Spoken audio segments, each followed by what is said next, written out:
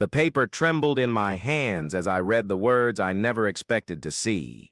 There, in that official document, my own daughter declared me incapable of managing my life, my possessions, my dignity. Tears blurred my vision as I read each cruel line. We petitioned for the guardianship of Clara Smith, age 82, on grounds of clear signs of senile dementia and mental incapacity to manage her affairs and make decisions about her own life. Her signature was there, firm and resolute, beside that of my son-in-law, Robert. It was as if they had signed my death warrant while I was still alive. My throat tightened. The world around me seemed to collapse like a house of cards. I sat in the living room of the home I had built with my own hands, surrounded by memories of a lifetime of struggle and achievement, and they wanted to turn me into a helpless child. The lawyer who had brought the papers looked at me with a mixture of pity and embarrassment, visibly uncomfortable in this situation. "You have 15 days to file an objection," he mumbled, avoiding my gaze. "But frankly, Mrs. Smith, it would be better to accept it. You have medical reports, witnesses." His words echoed like hammers in my head. Medical reports? What medical reports? I had never undergone any examination for dementia. Witnesses? Who could testify against me? Outrage began to boil in my chest like lava on the verge of eruption. It was impossible that everything I had fought for over 8 decades could be reduced to this cursed paper. Memories overwhelmed me like a torrent. I saw myself at 20, pregnant and abandoned by the boyfriend who had promised me marriage. I remembered the sleepless nights sewing clothes for others, my fingers swollen and aching, the silent tears while my daughter slept in a makeshift cradle. I remembered working by day as a cleaner and by night as a seamstress, saving every penny to give her an education I had never had. My name is Clara Smith, and this is the story of how I almost lost everything to those who were supposed to protect me. I was born in 1941, daughter of a construction worker and a laundress. I grew up in a wooden shack on the outskirts of Berlin, where learning to sew was not a luxury but a necessity. My mother, Mrs. Connors, taught me that needle and thread could be keys to a better life. "Clara," she'd say, guiding my small hands with her calloused ones, "a woman who can sew never goes hungry, and a woman who can sew and has a good mind can even grow rich." By 18, I was known in the neighborhood as the girl who stitched the finest dresses. It was 1959, and the world was changing. Women began to work outside the home, and I dreamed of my own sewing workshop. That's when I met Anton, a charming young fabric salesman. He promised me the world, spoke of marriage, of building a family. At 20, I discovered I was pregnant. That same week, Anton vanished. I later learned he had moved to Munich and married the daughter of a wealthy merchant. Despair could have broken me. Many girls in my position made drastic decisions or resigned themselves to fate. But I had something inside me I didn't know existed, a primal strength inherited from generations of women who had survived wars, famines, and abandonment. I decided that this child would not be my ruin but my motivation. Isabel was born in March 1961, and with her came a new Clara. A Clara who slept no more than 4 hours a night, carried her daughter on her back while delivering sewing orders, who smiled even when her heart was broken. I set up my workshop in that same shack where we lived.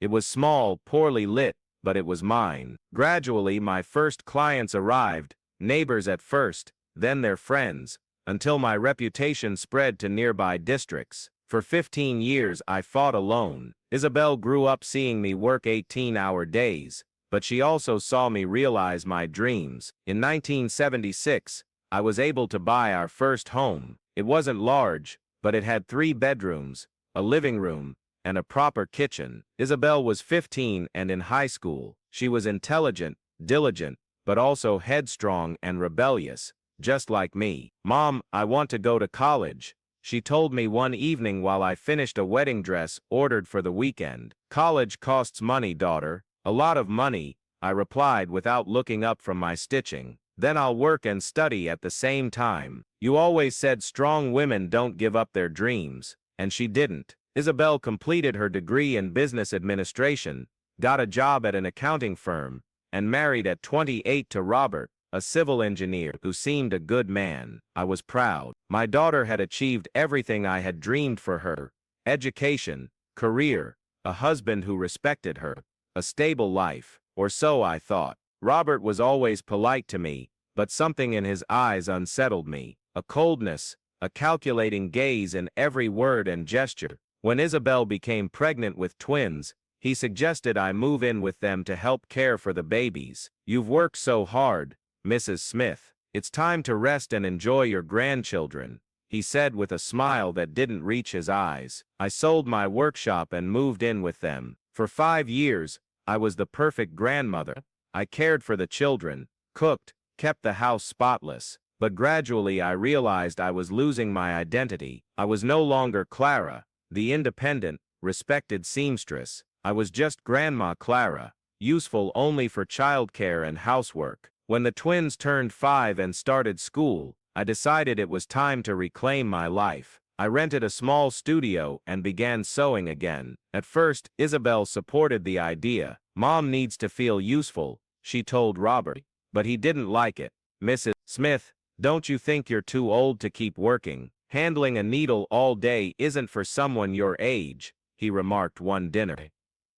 "Robert, I'm 65, not 90, I answered firmly. "And sewing isn't just needlework, it's my profession, my passion." I saw the look he exchanged with Isabel, a meaningful glance I didn't yet fully understand, but one that sent a chill down my spine. In the following years, my studio thrived again. I had developed a unique hand embroidery technique, and my pieces were sought by clients across the city. By 70, I had a full schedule and a bank account that grew monthly. I was financially independent and happy doing what I loved. Then the accidents began. At first, they were small things. I forgot where I'd placed my glasses, mixed up a longtime client's name, arrived a few minutes late to appointments. Robert was always nearby, noting every slip. "Mrs. Smith is becoming forgetful," he'd comment to Isabel, feigning concern. "Maybe it's time she stopped working." Then came the falls. I inexplicably tripped over rugs that had never been moved, slipped on floors that had never posed a hazard.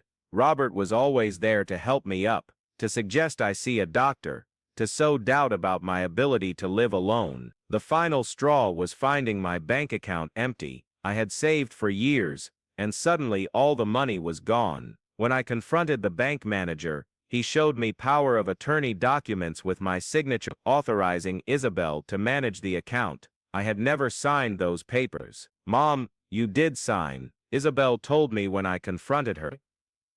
Her eyes, once filled with daughterly love, were now as cold as her husband's. "You've been confused lately. Robert thought it best we manage your money before you did something foolish." In that moment, I understood the depth of their betrayal. It wasn't just about money, it was about power, control, and the systematic stripping of my autonomy. They wanted to turn me into a porcelain doll, useful only to legitimize their decisions and give them access to my assets. Their strategy was diabolical in its simplicity. They isolated me socially and made me appear confused in front of others. They sabotaged my confidence, orchestrated situations where I truly doubted my own mental health, and now they came with the final blow: guardianship. But they had made one fatal mistake. They underestimated old Clara. That night, after the lawyer left, I sat in the kitchen with a cup of tea and began to plan my response. First, I called an old client, Dr. Helen Miller, one of the city's most respected attorneys. She had been my client for 20 years, and I had sewn her daughter's wedding gown. "Mrs. Smith," her voice sounded surprised and warm over the phone. "How are you? It's been so long since we spoke." "Dr. Miller, I need your help. They're trying to declare me insane." Silence fell on the other end. Then Helen's voice grew serious and professional. "Tell me everything." We spoke for 2 hours. Helen was outraged by the situation and immediately offered to represent me. "Mrs. Smith, this is not just a guardianship attempt. It is financial and psychological abuse. We will turn this around." In the following days, Helen and I worked tirelessly. She obtained medical evaluations from 3 different specialists, proving I was of sound mind. We gathered documents that exposed the financial manipulation. We secured statements from former clients, neighbors, and even the bank manager, who admitted he had been pressured by Robert. But the true turning point came when Helen uncovered something I didn't even know. Robert had gambling debts, substantial ones. He had lost money at online casinos and was being threatened by loan sharks. My guardianship wasn't only about control, it was about his financial survival. "Mrs. Smith," Helen said, showing me the documents, "he needs your money to pay off his debts, and he's blackmailing Isabel. He threatened to leave her and take the children if she didn't cooperate." At that moment I felt a mix of anger and pity, anger at being manipulated and betrayed, pity for my daughter, who was as much a victim as I, though she had become his accomplice. The guardianship hearing was scheduled for a rainy Monday in September. I arrived at court with Helen by my side, wearing my best suit, one I had sewn myself, and carrying a folder with all the documents proving my mental fitness and competence. Robert and Isabel sat with their lawyer on the opposite side of the room. When they saw me, Robert went pale.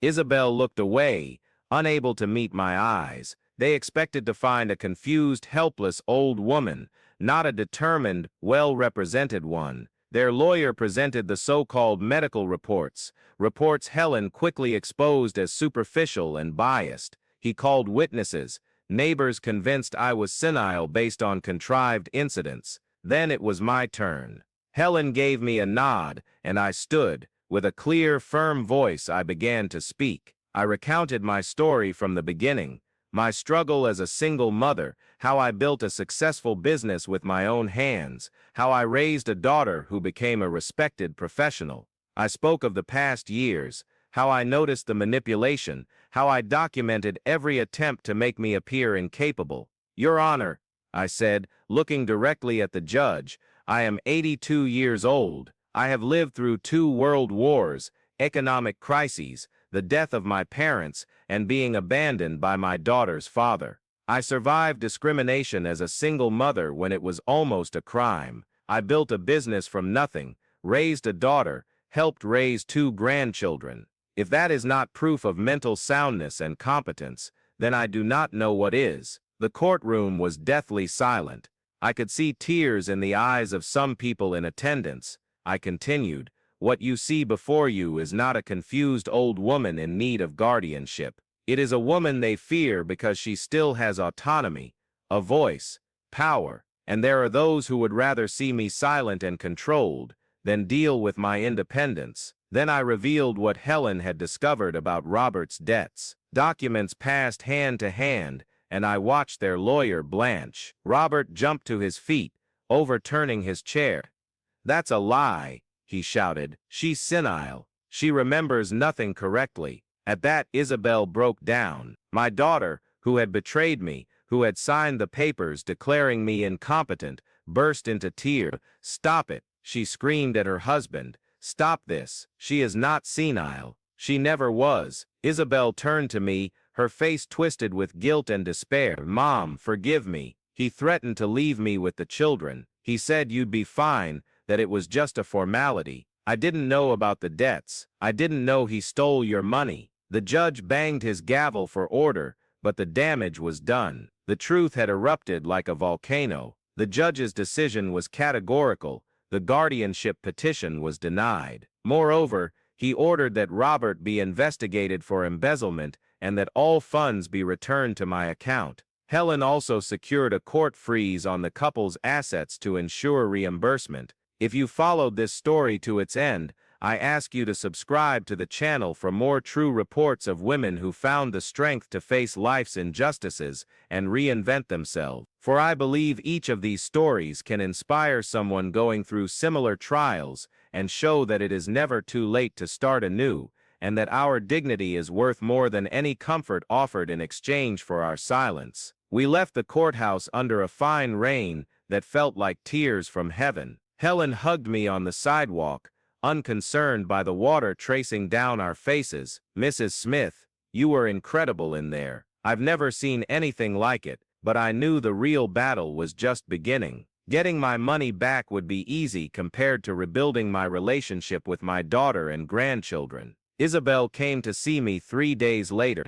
She arrived at my house with swollen, tear-stained eyes and carrying a suitcase. "Mom, I've left home. I can't live with him after everything I've discovered."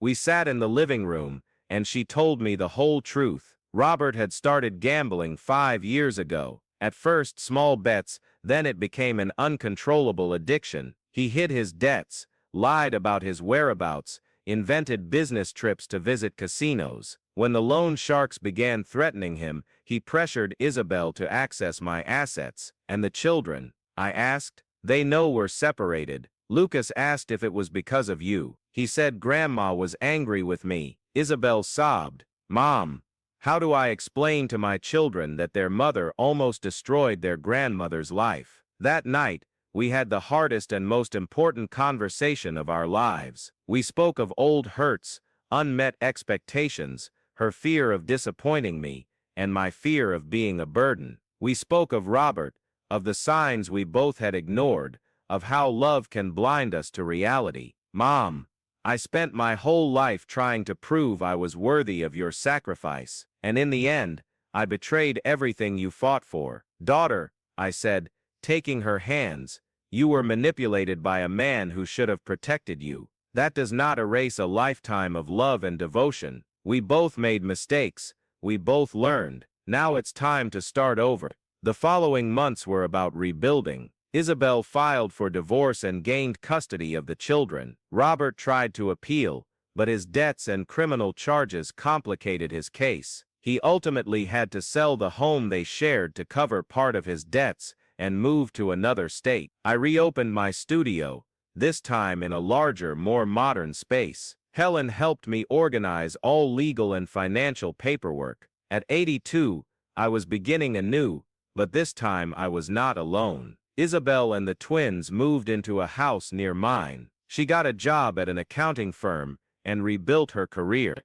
The children, initially confused by the whole ordeal, gradually understood that adults sometimes make mistakes, but what matters is having the courage to correct them. Lucas, at 15, developed a keen interest in the stories of my youth. He spent entire afternoons in the studio, listening to tales of the hard times I had overcome. "Grandma, you're the strongest person I know," he said, one afternoon as he helped me sort spools of thread by color. "No, my grandson," I replied. "I'm not strong, I just never gave up." There's a difference. Maria, more reserved, showed her affection differently. She began learning to sew with me and displayed a natural talent for embroidery. "It must be hereditary," I joked. "Your great-grandmothers had fairy hands too." 1 year after the hearing, I received an unexpected call. It was a journalist from a television program who had heard my story through Helen. "Mrs. Smith, we'd like to do a report on your case. Many families go through similar situations, and your story could help others." At first, I hesitated. I didn't want unnecessary attention, but then I thought of all the women my age who might be living through the same abuse, having their dignity stolen by greedy relatives. I decided to accept. The segment aired on a high-rating show. They featured my studio, interviewed Helen, Isabel, and even some of my old clients. The report's title was "At 82, Seamstress Proves She's Not Senile and Overturns Abusive Guardianship Attempt." The response was immense. I received hundreds of letters and emails from people sharing similar stories. Many older women had fallen victim to the same kind of abuse I endured. Some had already lost everything. Others were still fighting. That's when I had the idea that would change my life's course forever. With Helen's help, I founded an NGO called Stitching Dignity. Its mission was to provide legal and psychological support to older adults facing familial and financial abuse. We used my studio as headquarters, and Helen recruited other volunteer lawyers specialized in elder law. The first person we helped was Mrs. Margaret, a 76-year-old woman whose children had committed her to a nursing home against her will and planned to sell her house. With our team's help, We proved she was in perfect mental and physical health to live independently, and she regained her home and freedom. Then came Mr. Anton, an 80-year-old widower whose children had taken control of his pension and effectively held him captive, and so on. In 2 years, we had helped over 50 seniors reclaim their autonomy and dignity. Working at the NGO gave me a purpose I didn't know I needed. At 84, I wasn't just surviving. I was making a difference in the lives of others facing the same nightmare I had overcome. Isabel became my right hand in the organization, using her administrative skills to manage the NGO's finances and coordinate volunteers. It was her way of turning her mistake into positive action. "Mom," she said one evening after another long day, "I think all this had to happen. Not the betrayal, not the guardianship attempt, but our fight. How many lives have we already changed because of it?" She was right. Pain had become purpose. Betrayal had become fuel to help others. The near destruction of my dignity became the foundation for preserving the dignity of dozens more. On a Sunday morning, 3 years after the hearing that changed my life, I was in my studio, working on a special embroidery. It was a tablecloth ordered by a granddaughter for her 90-year-old grandmother. As my fingers danced with the needle, forming tiny embroidered flowers, I reflected on the journey I had traveled. I began as Clara, the poor girl who learned to sew out of necessity. I became Clara, the single mother who fought to give her daughter a better life. I was Clara, the devoted grandmother who sacrificed her identity for family. I nearly became Clara, the incapable old woman meant to be controlled and silenced. But there, on that sunny Sunday at 85, I was Clara, the woman who found her true strength in adversity, Clara, who transformed pain into wisdom and betrayal into life's mission. The phone rang, interrupting my thoughts. It was Helen, Mrs. Smith. "We have another case. A 79-year-old woman in Hamburg. Her children want to commit her, but she insists she's fine. Can you speak with her?" "Of course," I replied, already reaching for my coat. "I'll be there right away." Before I left, I paused in the hallway mirror. The woman looking back at me had pure white hair, wrinkles that told stories of 8 decades, and eyes shining with a light I thought I had lost forever. "It's never too late to start again," I said to my reflection, repeating the words that had become my mantra. Then I stepped out to help another person discover that dignity has no age. Strength does not diminish with years, and sometimes we must lose almost everything to find who we truly are. The lesson I've learned, and the one I leave to anyone reading this story, is simple but powerful. Never allow anyone to define your limits based on your age. Never accept being diminished or controlled in the name of your well-being. And above all, never give up the fight for your dignity, no matter how old you are. For at 85, I discovered that true youth lies not in the body, but in the courage to continue writing our own story, word by word, stitch by stitch, until our last breath. And if my story can inspire even one person not to give up, not to be silenced, and to keep fighting for their autonomy and dignity, then every tear I shed has been a seed of hope for others discovering that it's never too late to become who we were born to be.